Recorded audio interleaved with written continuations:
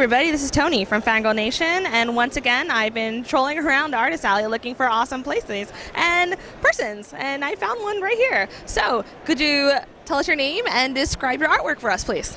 My name is Ellen Janover, and my artwork is called Superhero Diary. So it's basically all the superheroes and what they do in the daily life when they're not being a superhero.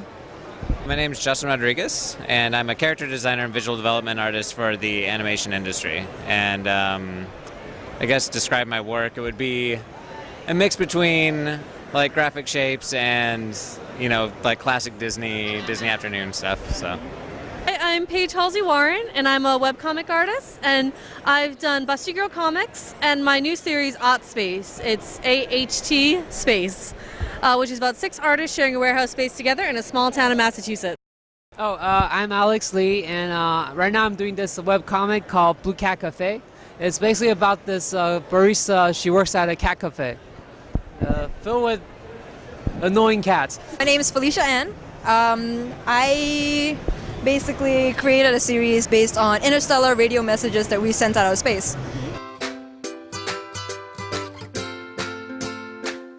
Here. Yeah, you know what? I thought it was going to be very interesting to have two female superheroes, like being girlfriends. You know, they are meeting at the cafe and having a drink and just having a fun time. And then you kind of wonder about their conversation, what they're talking about. I thought it was going to be very fun, so that's why I did this piece. And I've been working in animation for 20 years, but I never forgot that I wanted to get into fashion. So I'm like, I like superheroes and I like fashion. Oh, I'm gonna combine them together, you know. And then, you know, ta-da! And can you tell us any bit about your work right now?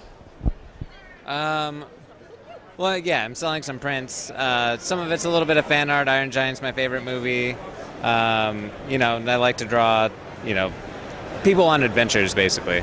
I like to tell stories and stuff like that. I always wanted to go on adventures as I was a kid, so I like to draw that kind of stuff. So. Who didn't want to go on an adventure as a kid? Now, so you said that, what was like the biggest adventure that you've always wanted to go as a kid that you really, really wanted to go on?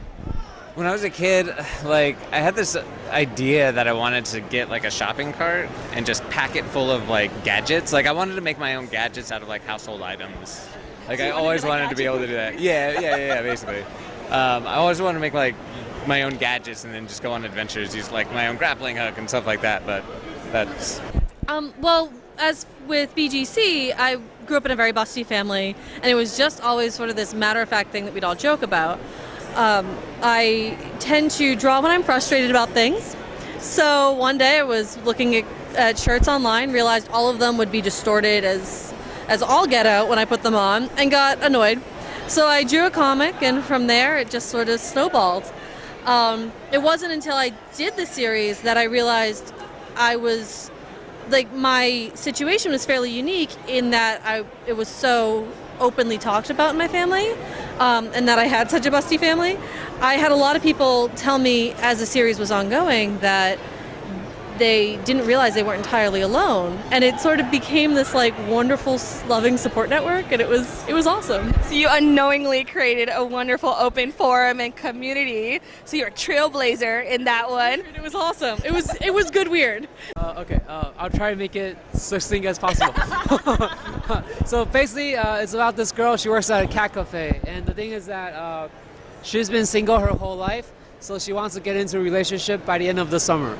But her problem is that she's very picky and judgmental. So she feels like all the guy customers at the cat cafe are weirdos, basically. So her barista friend recommends her to use online dating. But the thing is that online, you never know who you're going to meet, right? It's like even another world of problems, because how do you know they're not creepy either? Yeah. So eventually she finds one profile that she really likes. But it turns out it's actually one of the guy customers from the cat cafe. But she only finds it out until the very end of the story. So the thing is that whenever this guy's online profile is without the glasses or the hat, so she never recognizes the same person. So she only finds out until the very, very end of the story. And the thing is that whenever they chat online, it's like super smooth. But whenever they chat like in person, it's super awkward and weird because she never recognizes the same person. Because this guy, his online profile is without the hats or the glasses. So she never knew it was the same person until the very end of the story.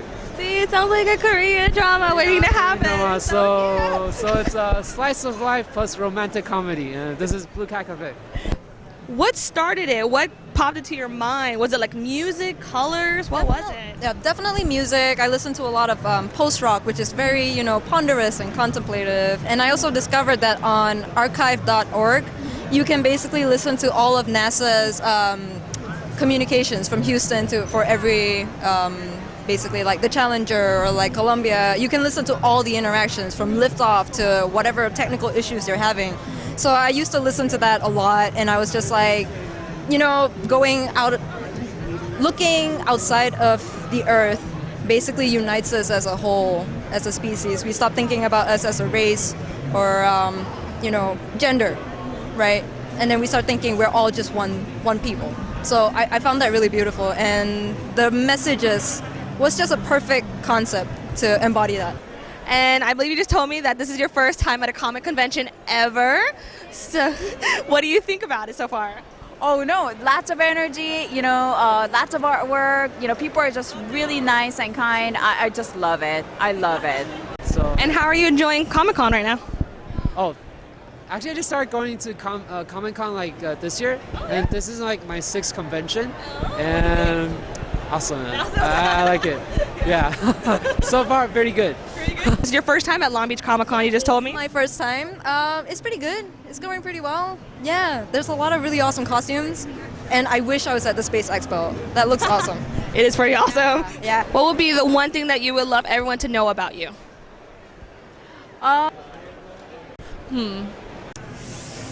love animation and I love superheroes, and I hope I can bring a lot of joy into the Comic-Con in the future. I'm a huge fan of Disney Afternoon, Darkwing Duck, Tailspin, stuff like that. It's just huge. It's stupid. I have them all on DVD. It's really dumb. whole theme song of Tailspin? Not right now. And not for you. No, I'm just kidding.